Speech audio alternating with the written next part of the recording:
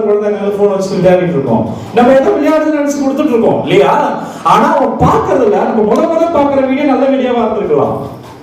அடுத்த வீடியோல என்ன வருதுன்னு தெரியாது. ஒரு கத்தியத்தை கொடுத்தது ஒரு சீன் வரலாம், ஒரு ஏதாவது ஒரு தவறான ஒரு சீன் வரலாம்.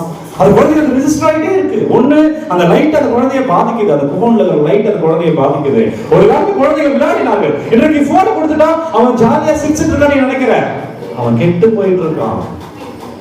இன்னைக்கு நீ ரீல்ஸ் பார்க்க வருது, அது காப்பில எனக்கு அது பார்க்க பார்க்க பார்க்க பார்க்க அது என்ன வருது, நீ அவன் எத்தனை பார்க்கறான்னு உனக்கு தெரியாது. அது எவ்வளவு தீமையானது வந்ததுன்னு தெரியாது.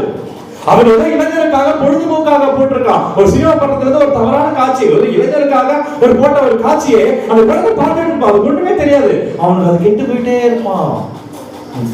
அன்றைக்கு இன்றைக்கு மீடியா உன்னோட வீட்டுல நீ கொடுக்கிற செல்போன் உன் குழந்தையை கெடுத்துக்கொண்டே இருக்கிறது.